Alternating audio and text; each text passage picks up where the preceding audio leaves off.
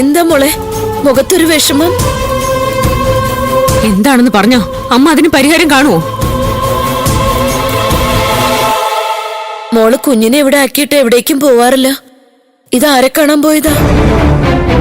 എന്റെ ഒരു കൂട്ടുകാരിയെ കാണാൻ പോയതാ. എന്താ പോവാൻ പാടില്ലേ? അതോ ഏത് നേരം ഇതിനകത്തിരുന്ന് ഞാൻ എന്റെ ആയുസ് ഒടുക്കണോ? കുഞ്ഞു മോളിൽ തന്നെ ഉണ്ടല്ലോ. ഉണ്ട് മോളെ, ഉറങ്ങുക. അല്ല, മോള് മനുവിനെ കണ്ടില്ലായിരുന്നോ? മനുവിനെ ഏത് നേരവും കാണാനായിട്ട്. മനുവേട്ടൻ ജോലിയും കൂലിയും ഇല്ലാത്ത ആളൊന്നും അല്ല. എന്റെ അച്ഛനെ പോലെ വലിയൊരു ഇന്റർനാഷണൽ ബിസിനസ്സുകാരനാ. അവന്റെ ഇന്റർനാഷണൽ ബിസിനസ് എന്താണെന്ന് ഞങ്ങൾക്കൊക്കെ അറിയാം മോളെ. നിനക്ക് മാത്രമേ അത് അറിയാത്തതുള്ളൂ. ഞാൻ പറഞ്ഞത് ഓർമ്മയുണ്ടല്ലോ. ഞാനും മനുവേണ്ണും കുഞ്ഞിനെയും കൊണ്ട് ഇവിടുന്ന് പോകുമ്പോ അച്ഛനും അമ്മയും കൂടെ വരണ്ട. മനുവേട്ടൻ പറയുന്ന പോലെ അച്ഛനെ ഒറ്റയ്ക്കാക്കിയിട്ട് പോകുന്നത് ശരിയല്ല. ഇനിയിപ്പോ പഴയതുപോലെ പെങ്ങളുടെ സഹായം അച്ഛന് കിട്ടുമെന്ന് എനിക്ക് തോന്നുന്നില്ല. അച്ഛൻ അങ്ങനെ വിശ്വസിക്കുന്നുണ്ടെങ്കിലും ആ നിലയ്ക്ക് അച്ഛന് വയസ്സം കാലത്തൊരു സഹായം വേണ്ടേ? ഒരുപാട് സ്വപ്നങ്ങളൊന്നും കാണണ്ട മോളെ. അതെ, എനിക്ക് മനസ്സിലായി.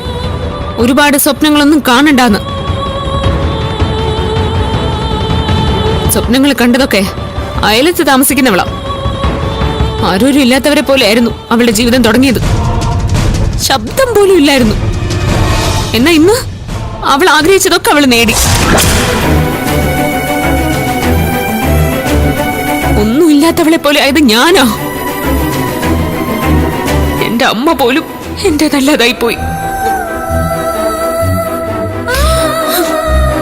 അവളാ ഭാഗ്യവതി. അവൾ ഇന്ന് എന്റെ പേരിലുള്ള കമ്പനിയുടെ MD പോലും ആയി. ഇനി ഒരുപാട് കാഴ്ചകളൊന്നും കാണാൻ എനിക്ക് വയ്യ.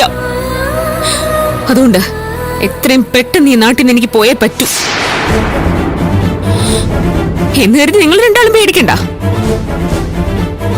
മാസാമാസം നല്ല രീതിയിൽ ജീവിക്കാനുള്ള പണം ഞങ്ങൾ അയച്ചു തന്നോളാം.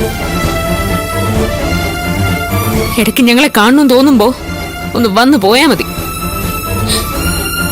സ്ഥിരമായിട്ട് ഞങ്ങൾക്കൊപ്പം താമസിക്കണ്ട. അച്ഛനും അമ്മ എന്നെ സംബന്ധിച്ചിടത്തോളം എന്റെ സങ്കടം തിരിച്ചറിയുന്നവരല്ല. ആകെയുള്ളത് എന്റെ മനുവേട്ടൻ മാത്രം. അങ്ങനെ ഞാനും എന്റെ മനുവേട്ടനും കുഞ്ഞും താമസിക്കുന്ന ലോകത്ത് നിങ്ങൾ ആരും വരണ്ട.